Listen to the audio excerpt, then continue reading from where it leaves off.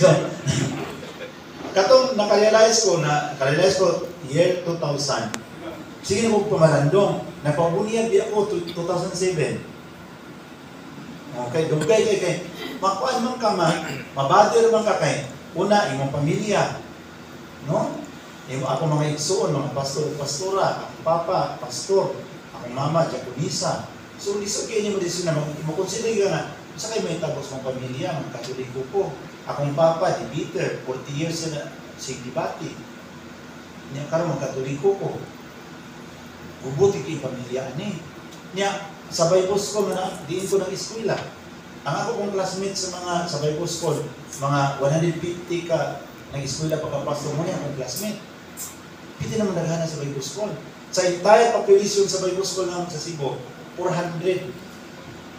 Oh, 400. So, mo to nga, maguna-una ka, consider kasi ng mga classmate na pinangga ka, nga, niya imong mga benefactor, padadaan kagdalan.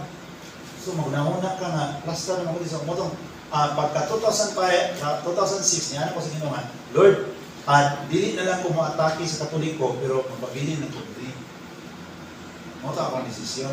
So, dili na ko mo-atake sa Katoliko, pero mapabilin ako sa pagka-pastor kay financially secure naman ko. Hangtod akong gitanong pa kayo kung financial security, mapabilin ko sa kuwang simbahan.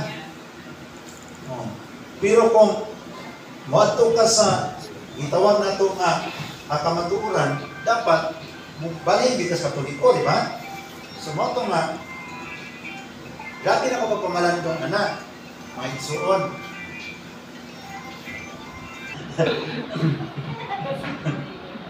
Dalian lagi naman nakatubag.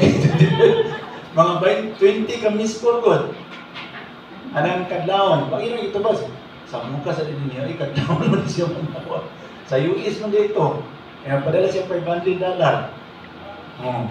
Mo to pag misis niya nga, Dad, nga di mang ikaw mo tubag. Magpadala ka ko $500 at ubag.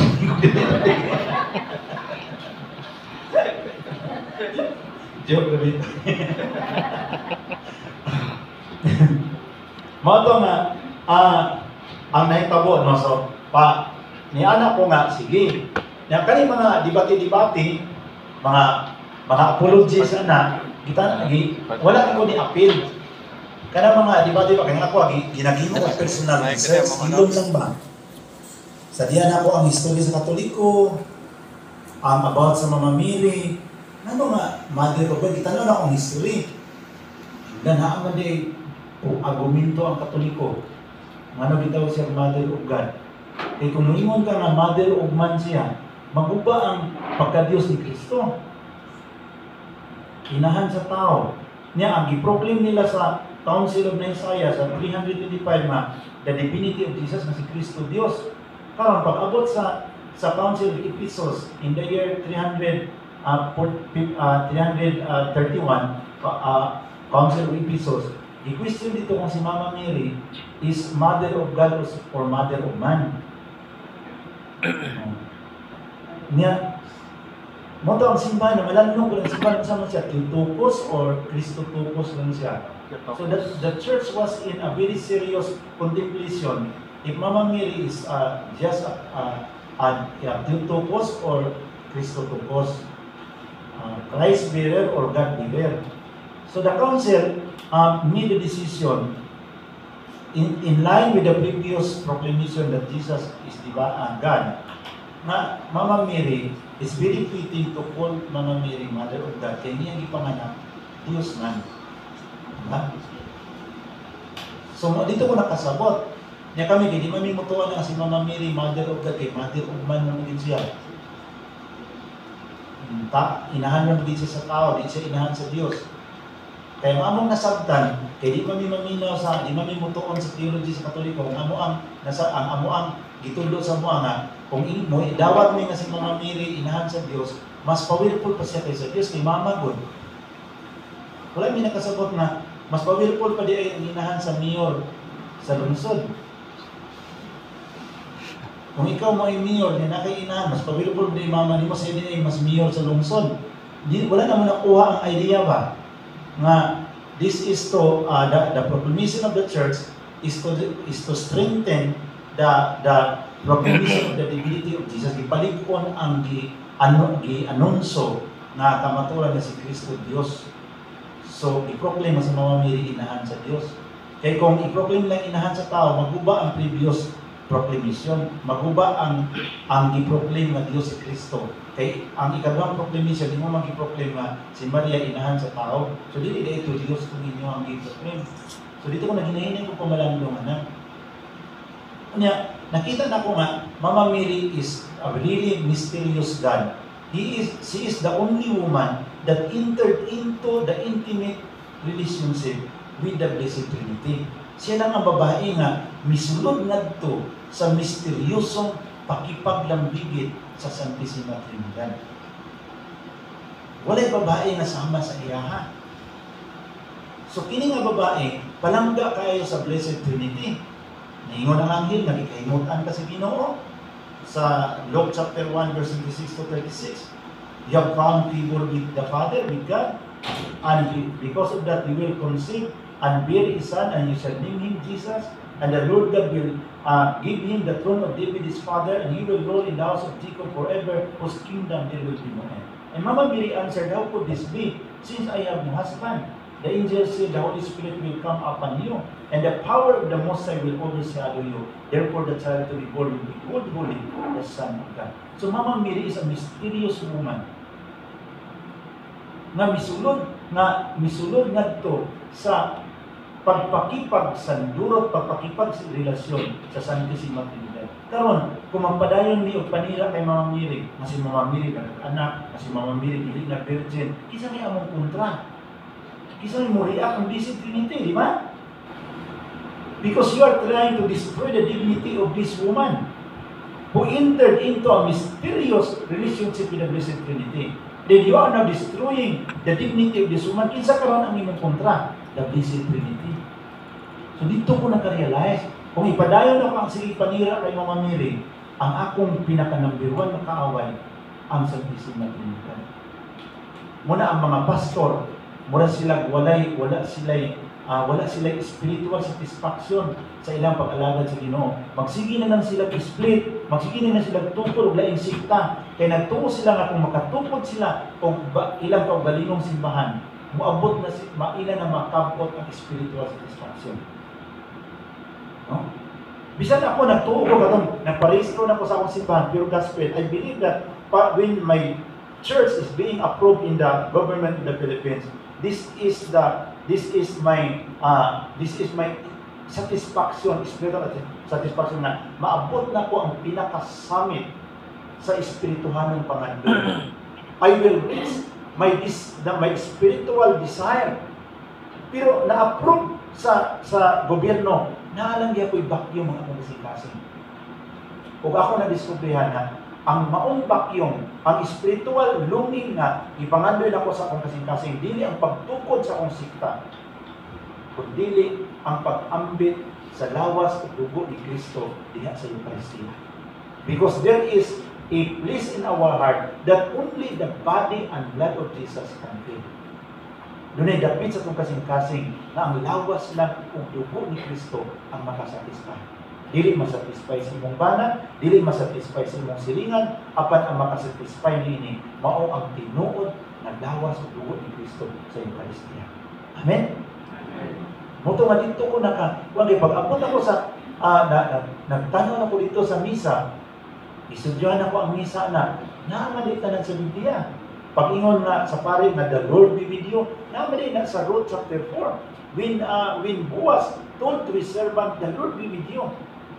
Abi na ko wala sa Biblia ang kanang greeting sa pare. Naman di ay. Nagsimog basa sa Biblia. Niwan ako nakitaan.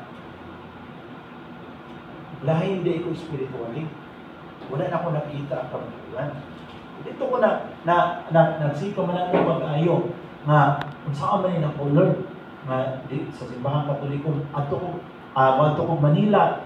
Dili ko sa Cebu mosulod og simbahan sa Katoliko kasi makita ko sa mga membro ato ko sa Manila. Mapil man ako to hila.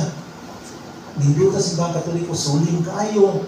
Nya manulod ang mga ibon, mga langgam sa simbahan.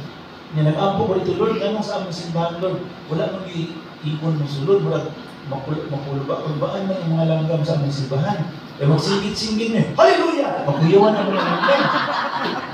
Ang banta ang mga langgam, makaiti, lulupan sila sa tawas.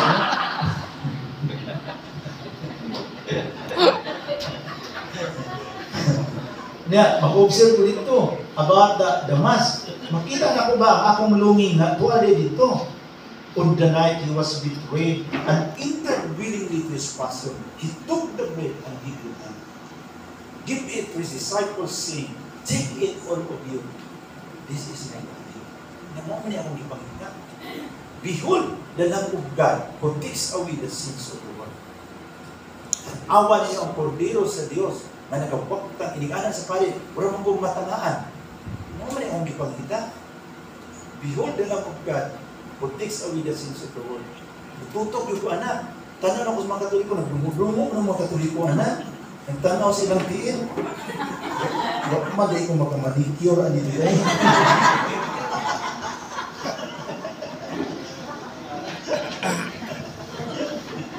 Imbis nyo ng pala, behold the Lamb of God, mututok ka dito sa kordero sa Diyos. Behold the Lamb of God who takes away the sins of the world.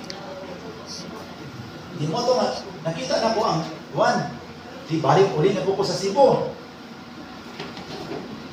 Di ka na mamalandong ko dito about sa mga santos, kay mga mini.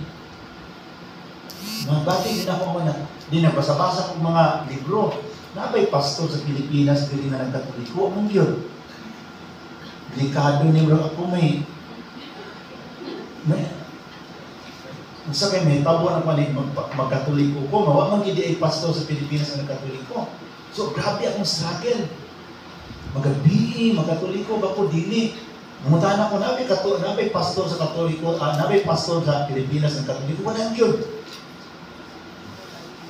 Until I made my decision to become a Catholic, na kanang Lord, ikaw na lay bahala, itulyan ako sa imong kinabuhi.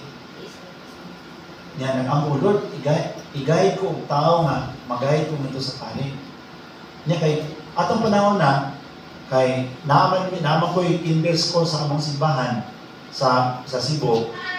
Katong mga kinder, katong ako mga pagpamangko nag-eskwela sa kinder, ako yung murag nagtatay-tatay sa ilaha dito sa elementary school. So sulod ko nga ito, magdala ko sa kong tuloy pa pagpamangkon. Pag-eleksyon karon sa PTCA, ako may giilik president. Kay pagtanaw sa mga tao, nakalungslim, akin niya ako yung president ko. Walang manager ang naong kanita. Ang daog din ko dito. Kato na ipagdaog na ako sa PTCA president, what itong means na makamit ko pare. Oh. Kaya pag ako na dito, ingon ang campus ministry si Misil Yap, na ako man siya karon. Ato siya principal, ma'am, problema kay paani kaya ang atong PTCA president, pastor, na karon ang PTCA president na abay contribution ng pagkaon sa mga seminarista dinhi kung magpudlot sa religion sa dinhi sa atong elementary and high school. So karon problema kay pa kay pastor na ni kasi i-prevent niya nila yon. Sa man mag-contribute ani mga teachers.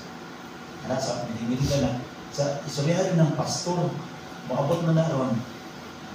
Pagsulod ako sa school dito ko sa office sa principal na ingon siya na, ay pastor, nag-istorya ni Ma'am ba? Kanang naaman ni religion subject diri niya, kani ko ang biya ni, pili ni kanang estudyante diri mga napulo ni seminarista ang nagtudlo dinhi. Ang katuan ko mo diri pastor kay na ang mga parents ba na contribution sa ilang lands. Unya sabot-sabot ni mapapabali sa pastor, mapadayon ba ni sa ato karong PTCA management. Karon dito ba may dito nga sige mahatag ko og kuan contribution, donate ko. Di mo katong campus ministry siya nagpagawa sa kuan na sige mahatag ko og pensa na every week maghatag 2,000 kada semana. Paggawa sa kuan na nag-istorya ba na ihatag mo yung 2,000 kada semana pastor man ni. Di mo to nga sa kay gayon na isa nga kung hatag mangyod Niya din ba, maabot ang masinarista, oh good morning, sige, ayaw mo diyan, ana akong attitude. So, one time, wala siya one time siya nga, Pastor, pwede ko mag-i-istorya ninyo. Mo to dito siya sa third floor sa school, kaya na may fourth floor building, saka ko dito, sa iyang office sa campus ministry. Siya, Pastor, mutahan ko din ba kayo? Karon paano man yun ka ng October, nakuha na ko na gusto na mo na kay kanang Yusuf, grabe magkaka-supportive sa kwandiri sa ato ang mga seminarista. Kaya amo na ibaw ang good pastor nung kasabon naging. Nagitubag din ako sa abi mo ma'am. 5 years na po nagkuha nag-angko sa Ginoo nga makaistorya ko Katoliko kay. I'm a pastor but I'm already Catholic. That's yan. 5 years already of my struggle. Actually, I'm already, pero wala mo din mga Katoliko, muluol na mo kay handok mo sa mga kay mga gusto mo kay mga debate. Yan, gini mga Katoliko mga pinhibawan na ikay-ikay na lang kay. Ang akong papa, kulit ikay, gabi yun mag-debate ba? Akong magulang. So mo ito nga, ang mga Katoliko, kaya di man gusto sa mo ang Katoliko, hindi kaya naman sila. So muna, usahan nimo pagpangita o Katoliko ron mudala sa pari sa mga handok ng mga Katoliko nimo. Kay nakabalo man sa inyo mga ugali nga mga kulitan, mga samukan ba. So mo to nga I'm a pastor ma'am but my heart is already Catholic. So actually I pray to God that makamit ko usa ka Katoliko nga makadala nato sa usa ka pari na masulti na ko ang kuan nasa mga so dali kay sila nakapangita pari Moto gidala din ko dito sa pare ng istorya ni moto ni sa interview na ko sa pare point by point. What is your about the Eucharist? Father, I understand about the Eucharist na in biblically speaking that our doctrine that we believe that it's only a symbol of the body of Christ, but biblically speaking, it is really the true body and blood of Jesus Christ. Because Jesus said, "He who eats my flesh and drink my blood has eternal life, and I will raise him up in the last days." Sabi ni Jesus, "This is my body." Wala mo yung Jesus, "This is the symbol of my body." Sabi ni Jesus, "This is my body." So why not resist the word of the Savior when Jesus said, "This is my body"? Why I will continue to argue that I refuse to believe this is only symbolic? So I understand na biblically speaking and about Mama Mary, how you understand in the Bible? I said because I understand very simple, because Jesus is God and it is fitting biblically speaking that He is the Mother of God. When Elizabeth reacted to the Blessed Virgin Mary according to the Bible in Luke chapter 1 verse 43, and when Elizabeth heard Mama Mary's greetings, the infant in her womb leaped for joy, and Elizabeth was filled by the Holy Spirit. Elizabeth cried out in a loud voice, "Why is it allowed to me that the mother of my Lord will visit me? Because when I hear the sound of your greetings, the infant in my womb leaped for joy. Blessed are you who believe that what was spoken to you by the Lord will be fulfilled." Elizabeth said that the mother of my Lord. Elizabeth never says that the mother of my Lord God. So he said that the mother of my Lord, but Zechariah clarified what is not being clarified from the mouth of Elizabeth. In Luke chapter 1 verse 8, Zechariah said, "Blessed be the Lord, the God of Israel." When Elizabeth talks about the Lord, the mother of my Lord, which is the Lord Jesus Christ, Zechariah, her husband, clarified this, that the Lord of Luke chapter 1 verse 53 is the Lord, the God of Israel. So it is fitting to call the Blessed Virgin Mary the Mother of God. Niya na ang pare na, Pastor, hinay-hinay na, kaya nakulbaan mo ko sa inyong tingo, kusog kaayo.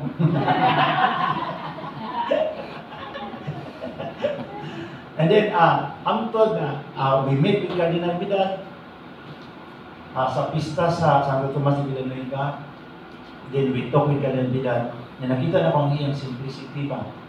Tanong ko siya na, hello, ana din si Father Domin, Cardinal, mayroon tayong pastor na gusto na naintindihan niya, gusto na niya magpabinyo sa Katoliko. Yan sa Cardinal, "Welcome to the Catholic Church," Cardinal. paano mo yan naintindihan? Sigurado ka na ba? Kaon siya oblis. Kaon siya oblis na. Nakita na ko nga, ang kanang gitawag na apostolic presence ba na kay kardinalidad? I feel the apostolic presence. Ang iyang gesture, parang tatay ba? Nakita na ako ang mga pastor, di mo ako makapilo, apostolic presence, kaya magsingka-singka. Sa Biblia! Dili man eh. Apostolic presence yaman, pero murag kay Judas Iscariote nga presence, ano ba? Pag ang pastor, kaya mag-general assembly ni, grabing gubuta. Mr. Chairman, I would like to remind you that all the proposal of the rules and regulation of the Protestant churches of the Philippines must be in accordance with the Word of God. Our supreme basis of our faith and practice. Anaon ng chairman, kanang ang obispo-obispo ba? Luoy ito ang obispo-obispo. Kaya hindi man siya authority, Bible may authority. Objection, Mr. Chairman. Sa Katoliko, hindi ka kayo mo anak. The bishop is coming for 5 minutes. Let us prepare ourselves. Pag-abot sa obispo, hinong yung mga, pag-abot sa kardinal, hinong yung mga pare. Huwag yung object. Objection, kardinal, huwag yung ingon anak.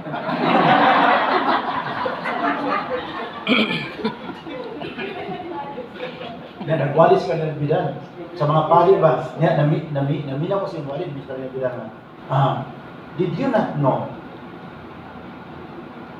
that we are also a beggar? We are like those beggars in the market, in the street. But the difference between this beggar and us, we have the uniform. The beggar in the market, they have the uniform. And tayo may uniform pa tayo, ay mayroon pa tayong mga collector. So, we are the professional beggar. Nandiyan yung sa kanyang libro, The Divine Revelation of the Father's Heart. Beggar tayo. Kung sila nangihingi tayo. Pero, professional lang tayo. Ang mga pari, simple na ano?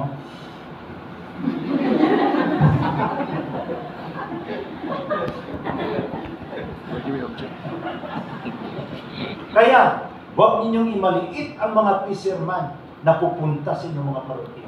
Kung wala sila, wala tayong masarap na mga isda sa ating lamesa. Huwag natin sabihan na busy ako, nagpahinga pa ako, sista hour pa ako. Kung wala ang mga mangingisda na ito, wala tayong masarap na mga sabaw, wala tayong masarap na mga isda sa ating lamesa. They are the heroes of the community. Mga pari ang simo kayo, di ba mga 500 na kapari ang simo? Huwag ninyong imaliit ang mga magsasaka. Kung wala sila, wala tayong pisko ng mga gulay sa ating lamesa. Kung mayroong magkatok, mayroong galing sa bundok, mga magsasaka, buksan mo ang pintuan mo. Because we are the beggar to them. Mga nagpapalimos sa kanila. Ngayon, para minamaliit natin sila.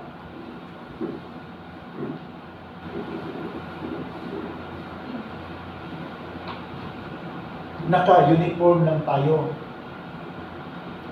Mayroon pa tayong kolektor. Diba? Mahalin natin sila. Alas ka rin ng bilang. Anak kasi magsulti. Dito sa luyo, mura kong nakahila ko eh. Ulog na lang, mura kong hila ko eh. Dili mo ko pare. Anak si Cardinal Bidan. No? So, take care of your flock. Nana siyang libro, Divine Revelation of the Father's Heart. Binasa ko yung buong libro. Napakaganda sa kanyang mumili. Ang mumili niya, sinulat ng Cardinal Bidan. So, yun sabi ni Cardinal Bidan. Kaya alagaan natin sila. Mahalin natin sila.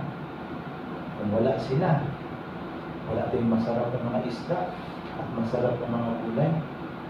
Kung sila ang maghanap sa atin, huwag natin sabihan, busy tayo. Hanapin natin sila. Your smile really matters to the flocks appearing in the mountain. Pagpunta siya sa parokya,